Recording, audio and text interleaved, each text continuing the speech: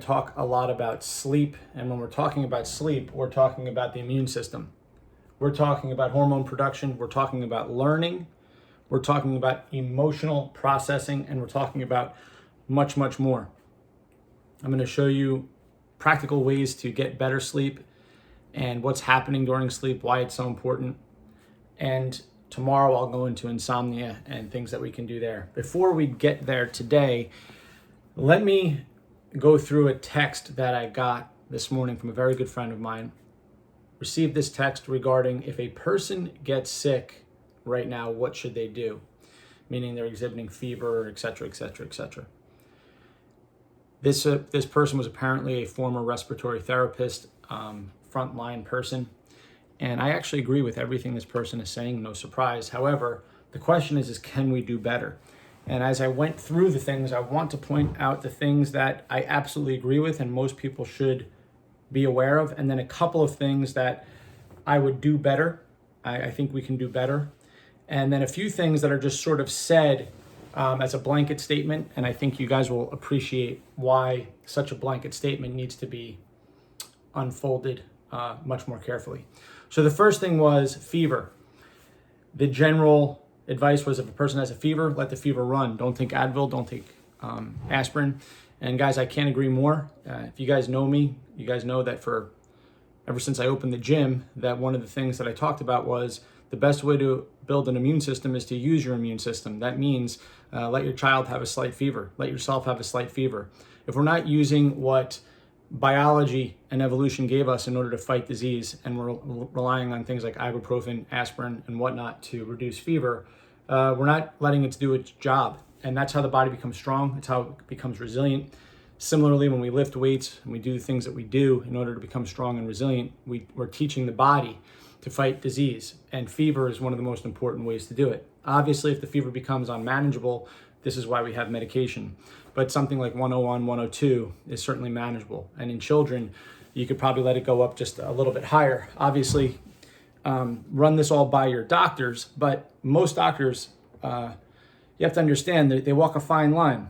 They don't want to do harm to your child, but at the same time, if you do your research on your own and really look into what I'm talking about, you have to understand that the doctor's number one priority is do no harm. However, I want you to think about if the paradigm has always been give your child, antibiotics, give your child aspirin, give your child ibuprofen in order to get your child comfortable. My argument is that you are doing harm. And certainly now we know that the over-administration of antibiotics has become a no-brainer, right? Now all of a sudden doctors have become much more judicious about giving prescriptions for antibiotics. But guys, we knew about the problems with antibiotics 20 years ago. Only now are we getting more online as a common practice to not prescribe antibiotics. Similarly, almost 20 years ago now, I talked about, guys, stop using aspirin, ibuprofen to recover from your workouts, for your aches and pains, and for your fevers. Let your body do what it's supposed to do to rebuild its immune system and its musculature. Those of you that are on NSAIDs, which are non-steroidal anti-inflammatories, you really need to just look at the bottle and read what it says.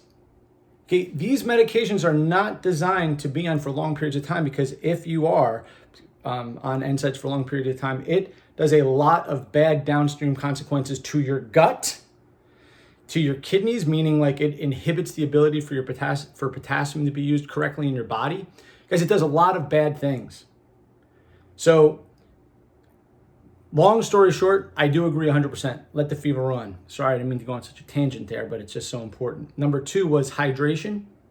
But here, this individual recommends Gatorade. And guys, we can do better than Gatorade. Hydration is important. And the point that this person is trying to make, I'm not sure if it was a male or a female, is saying that we need the sugar. Guys, there's better forms. D-ribose. Okay, I'll write it right here. D-ribose.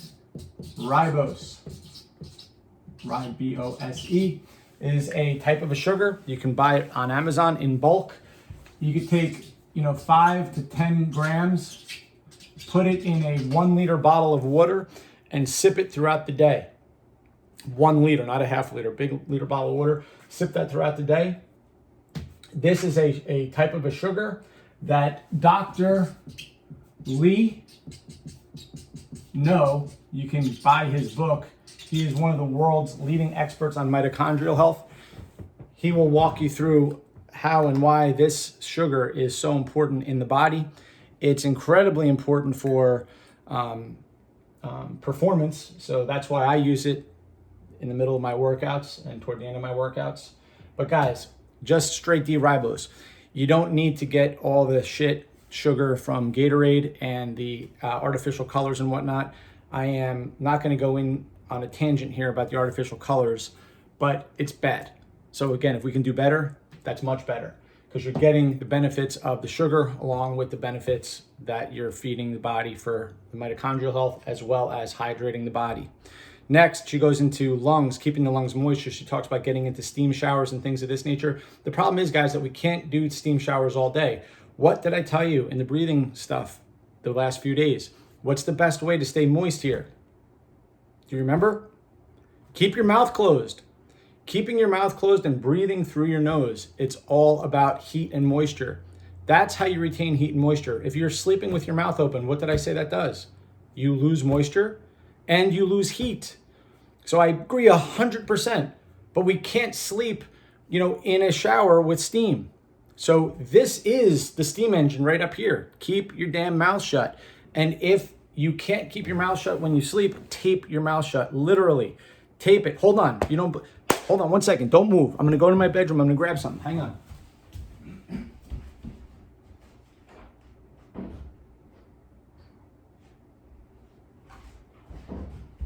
All right, you still there? This is what I'm talking about. This is what I have at my bedside. So what do? This is what it's literally designed for. It looks like this. You open it up. There it is. See, it looks like this. You unpeel it. Now, for some of you, for your spouse, this is probably a dream come true to literally tape their mouth shut. But you just unpeel it. And you see there's a little tiny hole. Can you see that? Hey guys, it's a lot harder to talk, but there's a little hole here. The point is, I can't do that when I sleep. You still have trouble? Breathe right strips, baby. Breathe right strips on your nose. It'll help open it up. Guys, we're not playing games here. We're trying to optimize health. And when we get to sleep in a second, you're gonna see that alone will improve the quality of your sleep. Keeping your damn mouth shut, but it's also going to increase nitric oxide. It's going to increase exactly what this person is saying about how important it is to keep things moist in that upper respiratory system. The next one is eat healthy. This person just says eat healthy. Well, guys, hopefully you're beginning to appreciate how complicated. Let's just look over here. All the things we've been talking about eating healthy, and I actually have other stuff in the gym, in walls in the gym in my office, where we've been talking about the importance of eating healthy. It's not just a blanket statement, right? We got to unpack what it means to eat healthy, but I can't agree more. 5, once the fever breaks, move around and walk. Absolutely. For the benefit of your lymphatic system, to get that flow going again. That's 100% agreed. Number 6, deep breathe on a daily basis. Guys, what have we been doing? Part 1, every morning. What have we been doing? Meditation, contemplation, and what type of work? Breath work, particular forms of breath work. And hopefully if you've been doing it, you're seeing that it's not just about the deep breathing. It's breathing functionally through your nostrils in a way to get the diaphragm to move. It's about doing things correctly via technique and spending the time to understand how these techniques are done. Number 7, medications relieve symptoms. They don't make you well. Well said. Okay, these are palliatives. You want to be well, you got to earn it. The body you have is the body you've earned. Let me say that again. The body that you have right now is the body you've earned. And that goes for your mind too. The mind you have is the mind you've earned. Now, we all have different, genetic predispositions and ability to navigate, as far as economic circumstances and whatnot. But can you honestly say that you're doing the best with what you have with both your mind and your body? I think we can all do better. And that's what these seminars are about. Number 8, if still in trouble, go to the ER. And yes, guys. So my question though is, let's just go back. Have you been using ibuprofen, aspirin throughout your life for various reasons, for no good reason? Are you drinking sugar, eating sugar, not staying healthy overall in your body? Can we eat better? Can we move better? Can we breathe better? Can we look at the medications we're taking and ask ourselves, gosh, is there a way to get off this medication? Probably the answer to all that stuff is yes. And I will say it one more time. Type 2 diabetes, guys. When I put out that video yesterday that now has over 600 views, the doctor's not talking about the autoimmune disease, type 1 diabetes. He's talking about type 2 diabetes, which almost 80% of Americans, there are some estimates that almost 80% of Americans have type 2 diabetes. Certainly more than 50%. So he's talking about almost all of you. It's really important that so when we say things like eat healthy, it matters. Okay, so speaking of blood sugar and type 2 diabetes, guess what one of the things that we know for a fact sleep helps us with? You guessed it, blood sugar regulation. I'm going to say it again. Quality sleep helps with blood sugar regulation, 100%. I'm going to say it one more time. Dr. Matthew Walker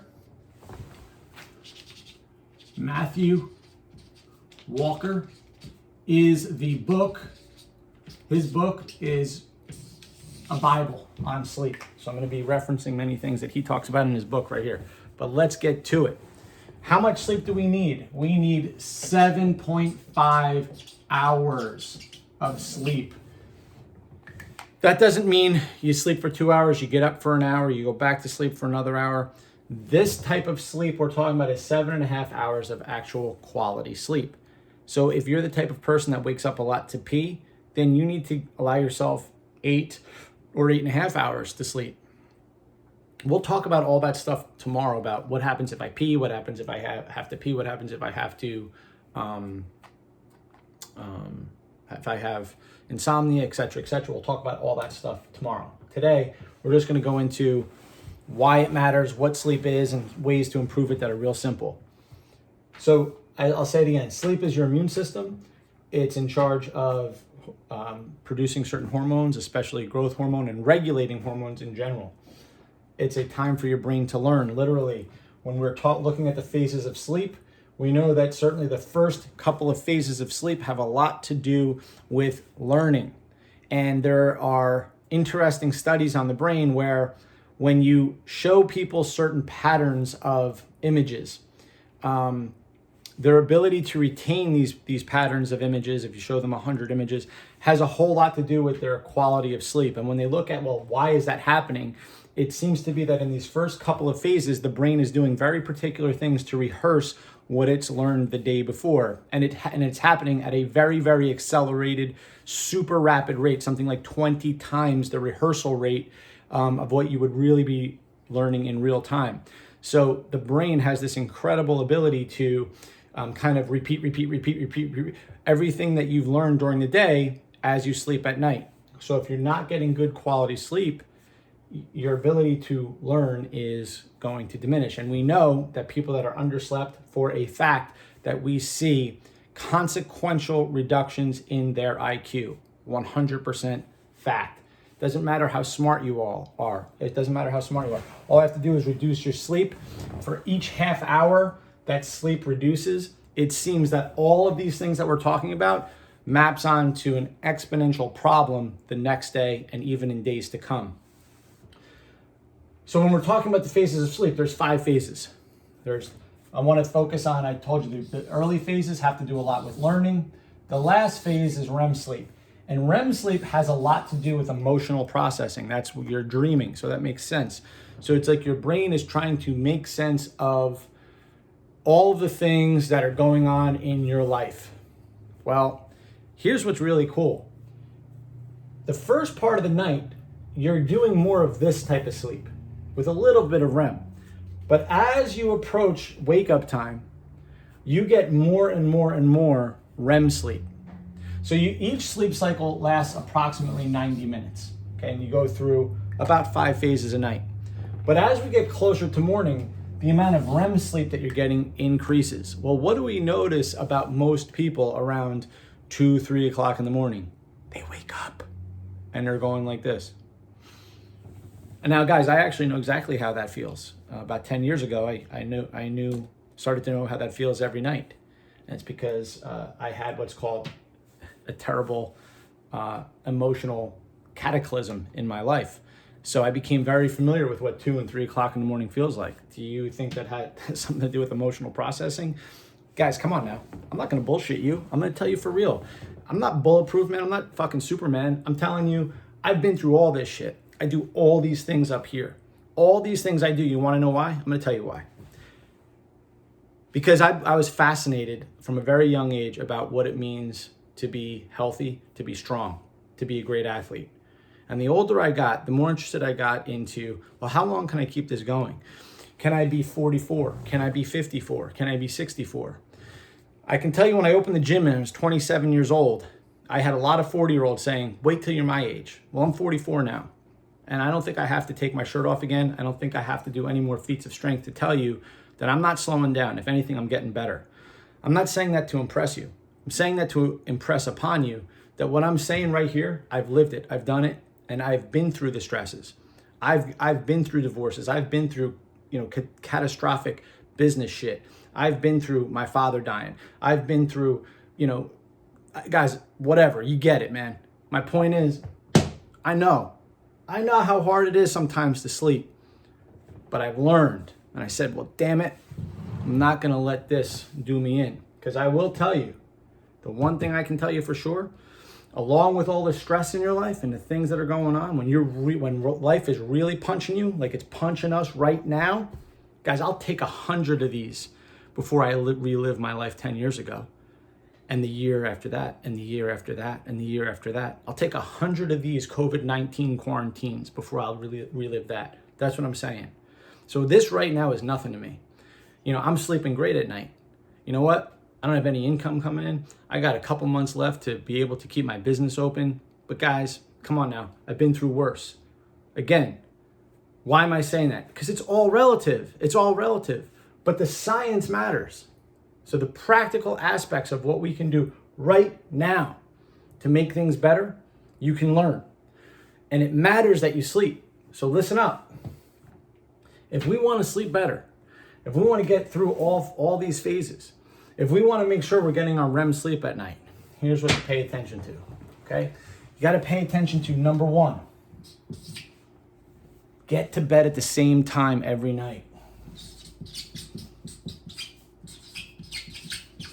Get to bed same time each night. That's probably the most important. A regular circadian rhythm, a predictable circadian rhythm. If you're going to bed at 9, then I'm bedding at 11, then the next day you go to bed at 9:30, but then it's 1 o'clock in the morning. You want to mess up your sleep cycle, that's the best way to do it. Number 2, you can't be drinking a lot of alcohol at night. We know that this kind of knocks you out. Now you can have a little bit. If you have a glass of wine or something like that, that's fine. I'm not going to hate you for that. But if you're drinking so much alcohol, and I know many people that do this, yeah, it'll knock you out. But the problem is you're getting shitty sleep. So this learning that's supposed to be happening, do you think that's doing well while you're completely intoxicated? Guys, just think about it. Do you think that you're doing what the brain wants to do by learning in those first few phases of sleep early in the night when your brain is completely intoxicated? No.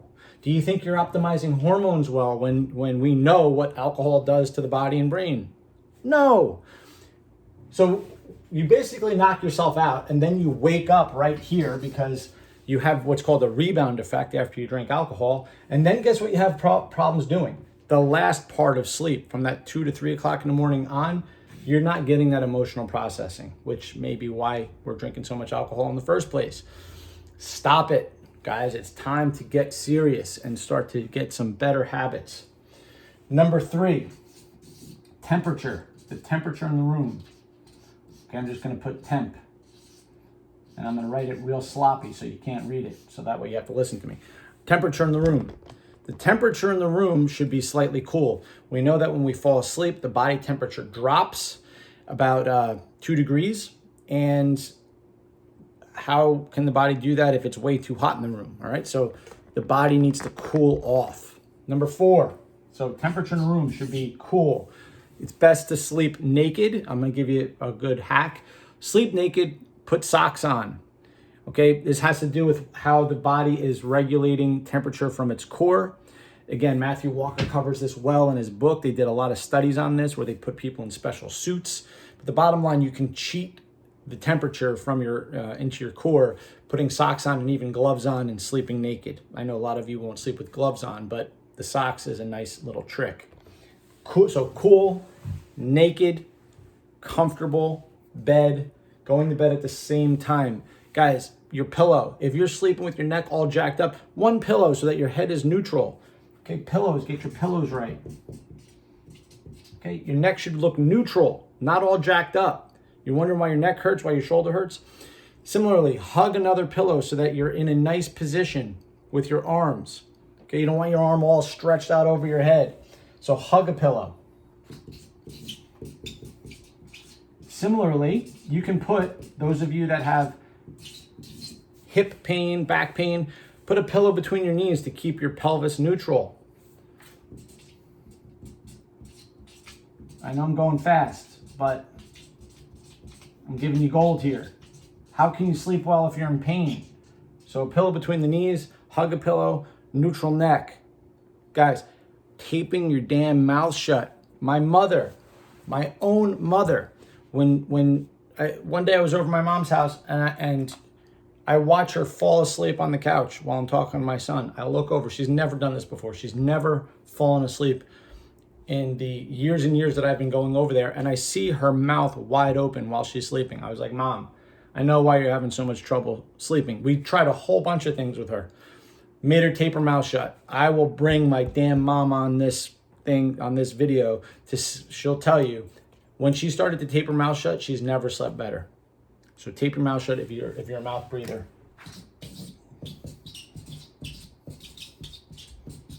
For all the reasons that we talked about earlier, nitric oxide production, the moisture in the mouth, all these things are super, super important. A couple other little cheats real quick. A lot of people find benefit if they take a hot shower or a hot bath before bed. When you increase the temperature of the body, your body basically does a thermal dump, because when you're forcing the body to go up, up, up, up, up in temperature with all that heat, your body turns on mechanisms to cool it off. What did I tell you is really important about sleep? The body wants to be cool. So you cheat the body temperature way up, you get out of the shower, your body's cooling mechanisms are on, you put your socks on, the room should be cool, you get into bed, and all of a sudden the body falls nicely into that cool mode, that cooling off mode. So hot shower or bath. I'm going to tell you something else. If you like baths, little bonus, use a bath with a lot of Epsom salt. That's an easy way to get magnesium into your body. Super easy way to get magnesium into your body. Those salts will absorb into the skin and into the anus, even when you're laying in the water. I say that not to be disgusting, but the anus is that anal cavity is very, very good at absorbing fluid. And do most people need magnesium? And they need it in their digestive tract, right? It helps overall. You're laying in the water, you're getting that water where it belongs, in that cavity, and you'll find benefit from the Epsom salt. All right. Darkness. Remember Charlie Murphy? Darkness. If you don't know what I'm talking about, YouTube Charlie Murphy and Rick James. You're going to laugh. Darkness. We need darkness. It's got to be completely dark. Completely dark.